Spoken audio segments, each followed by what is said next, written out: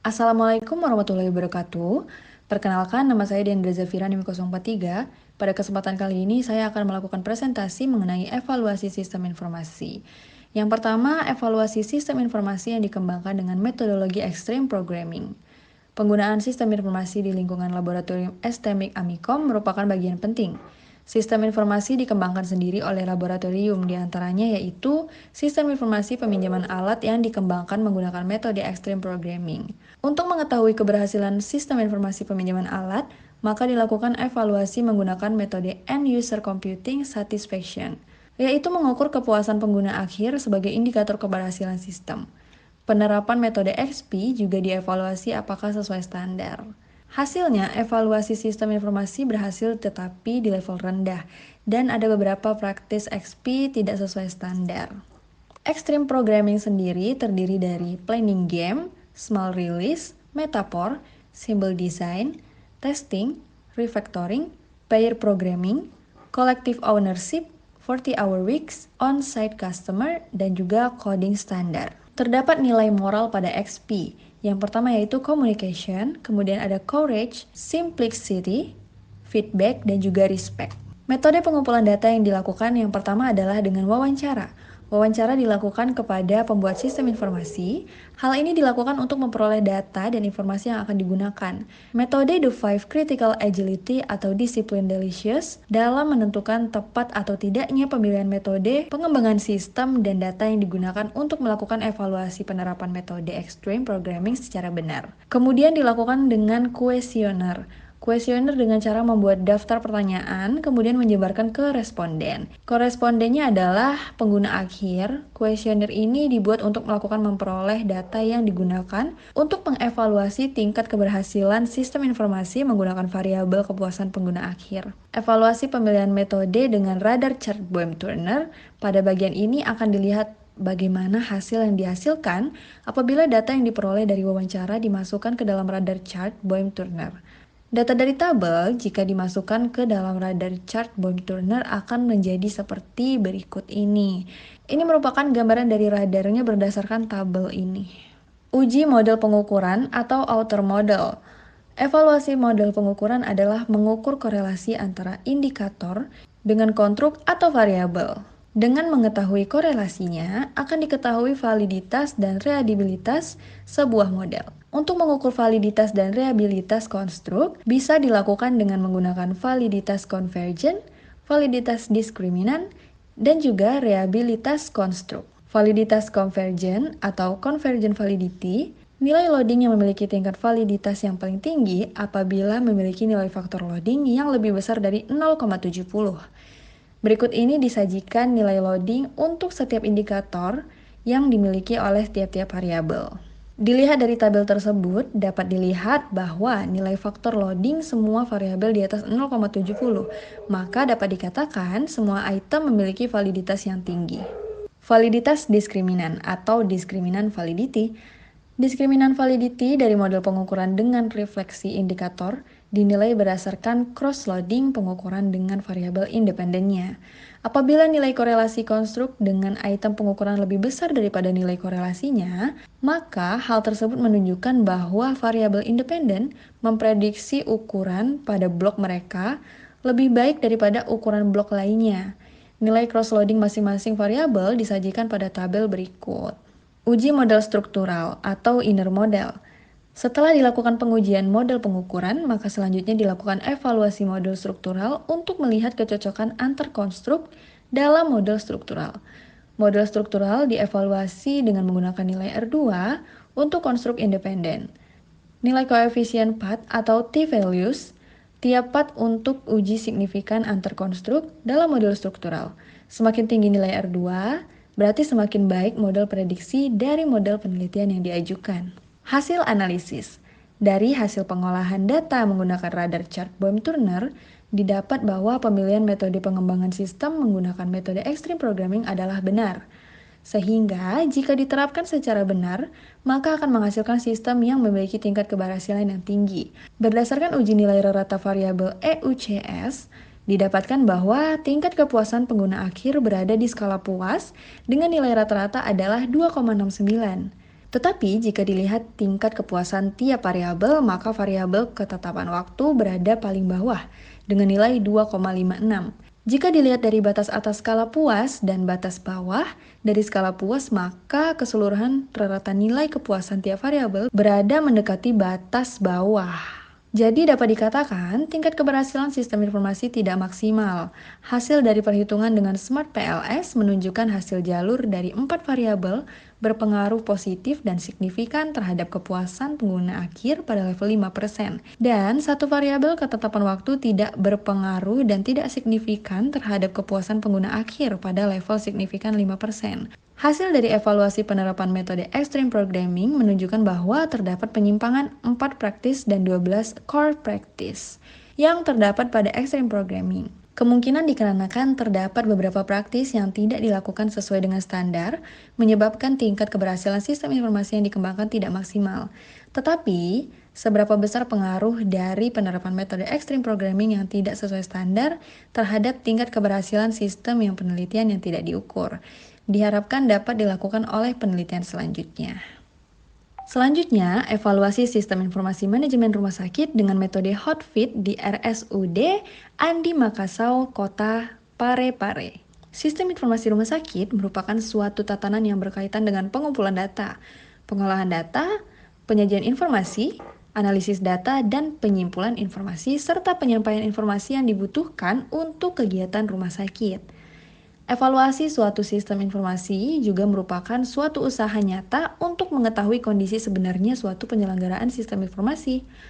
Dengan evaluasi tersebut, capaian kegiatan penyelenggaraan suatu sistem informasi dapat diketahui dan tindakan lebih lanjut dapat direncanakan untuk memperbaiki kinerja penerapannya. Model analisis hot fit menempatkan komponen penting dalam sistem informasi yaitu manusia, organisasi, teknologi, dan juga manfaat. Bahan dan metode. Penelitian ini merupakan penelitian kualitatif dengan pendekatan deskriptif. Instrumen yang digunakan dalam penelitian ini adalah wawancara terstruktur yang dilakukan berdasarkan pedoman wawancara yang telah disusun sebelumnya sesuai dengan data yang dibutuhkan. Dan analisis data yang menggunakan triangulasi data yaitu reduksi data, penyajian data, dan juga penarikan kesimpulan. Untuk hasil, komponen manusia menilai SI dari sisi penggunaan sistem dan frekuensi dan luasnya fungsi dan penyelidikan sistem informasi. Sistem use juga berhubungan dengan siapa yang menggunakan, tingkat penggunaannya, pelatihan, pengetahuan, harapan, dan juga sikap menerima atau menolak sistem. Net benefit merupakan keseimbangan antara dampak positif dan negatif dari penggunaan sistem informasi. Komponen organisasi menilai sistem dari aspek struktur organisasi dan lingkungan organisasi. Struktur organisasi terdiri dari tipe, kultur, politik, hierarki, perancangan, dan pengendalian sistem, strategi, manajemen, dan juga komunikasi. Pembahasan, penggunaan sistem yang dirasakan petugas saat awal menggunakan adanya kesulitan. Setelah belajar menggunakan sistem, petugas sangat menerima dan merasa puas dengan adanya SIM ini.